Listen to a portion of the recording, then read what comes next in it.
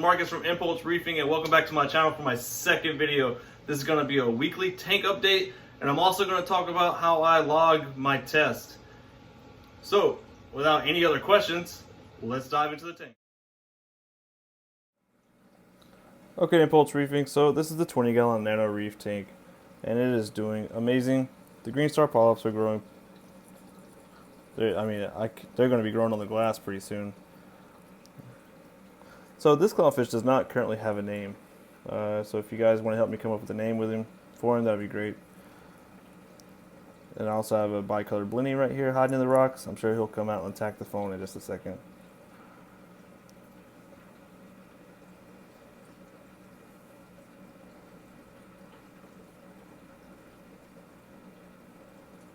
Yeah, he's not very happy. But he's really healthy. He eats every day. So these are my candy cane kryptonites back there. They're doing great. They're doing amazing. I can't wait for them to grow. I think there's like 21 or 22 polyps growing on it now currently. And then we move over, and I got the Sunny D Zoas right here. And there is, I think, 2 new polyps growing off of that. And right below that, there are 2 acan polyps that have like tiny little new polyps growing. And they're doing really well as well. Those are the rescue acan that I have, and they're growing perfect. And then we move over to the rainbow infusions. The rainbow infusions always actually have 1 brand new polyp growing off of them. I got it as 2 polyps, but yeah, it is growing.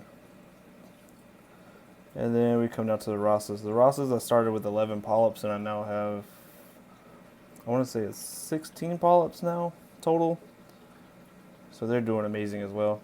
And if we move up, right above that, there's 2 small polyps. I'm not really sure what they are. I got them for free, like I said in the past video. Back there, I guess, is the torch that I rescued. He's still doing the same, not really doing any better or any worse, just maintaining health. And then my hammers, which is they still have, I think about 4 new polyps, or 4 polyps total, with 1 little bitty polyp on the bottom. And then we move down, I got the Redactus mushroom, then a small frag of the candy cane kryptonite, who is big and doing very well. And if we come to the other side of the tank, here right behind the rock, we have some type of like clove. I'm not really sure what type of clove it is, or if it is even a clove. Not really sure, but they're doing really well back there too. So, like I said, the 3 striped clownfish doesn't have a name, but the Picasso clown, her name is Missy. I'm not even sure if she's the female anymore. I think they switched roles or something.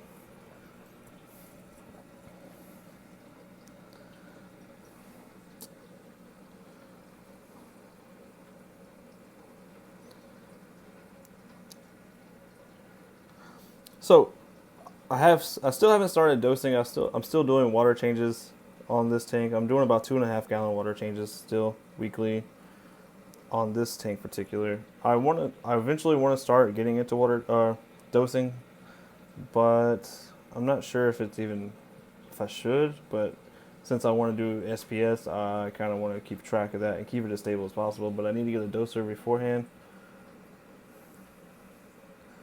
And so if you guys have any doser recommendations, that would be great. I would love it if you just leave that in the comments for me.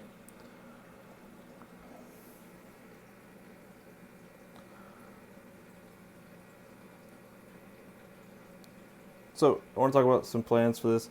So where these zoas are, I want to make this whole like kind of base here. So the whole base where the zoas are now, like all the way around the bottom, I want to make that kind of like a zoa garden with a mixed variety of garden. But also want to leave the zoas on something that I can take off and frag when I need to frag it. But I'll eventually want to fill this whole section up where it goes to the back all the way to the front and around. And then in front, like I have the acan here, I kind of want to do like a, maybe you can call this acan alley right here between the 2 rocks here. Acan alley or something like that. And maybe in front, put some acans in front. for this little hole. I'm not really sure. I wanted to put some kind of coral right here in this little like divot. Just this one right here. I don't know what kind of coral I want to put, but there's definitely room for something. I don't have any intentions on putting an anemone in this tank. I would love just to leave it without it, the anemone, because they get really big for a 20-gallon tank. I just don't want to have to deal with that too much. But yeah, this is just a quick update on the Nano Reef tank. We'll move down to the sump, and the sump is doing amazing. I finally got the skimmer dialed in, so it's doing really well. It's skimming the tank really well.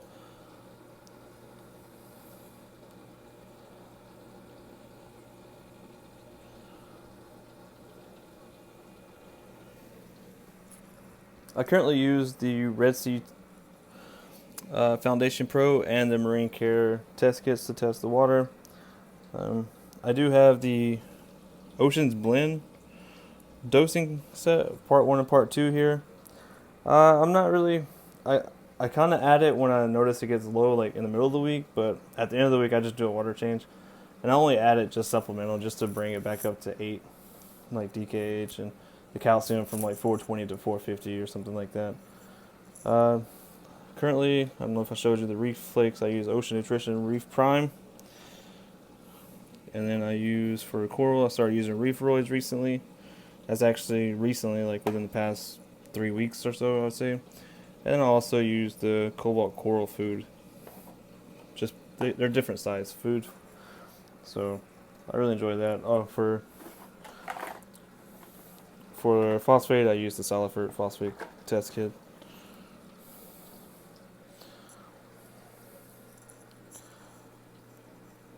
But yeah, that's pretty much it for the 20-gallon Nano Reef update. Okay, so I actually said that I would talk about how I log when I test my water parameters.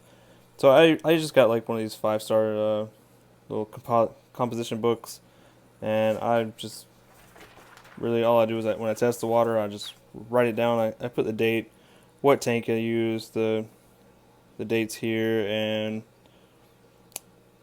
which test kit that I'm using, which I'm currently using all the Red Sea test kits.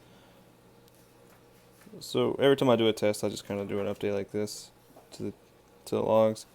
This is the last one that I did. I started trying something different, so I just did like the initial for the week, and then the following week the updates on it.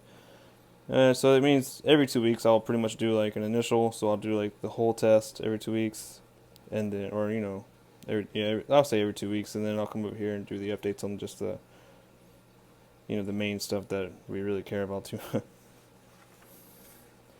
But yeah, that's pretty much how I do it. So if you never started keeping a log, it's pretty simple, pretty easy. Definitely something worth doing. As you can see, like within a week, I went from like KH of like 9.8 to 7.8, and that's just 1 week of, or 5 to. But yeah, so I would definitely recommend keeping a log for your tank at all times, whether it's something simple as keeping it for 1 week and then comparing it to the last week and just moving forward with that, or actually keeping a history recorder like this right here. Definitely worth doing and keeping next to your tank so you can always come back to it later.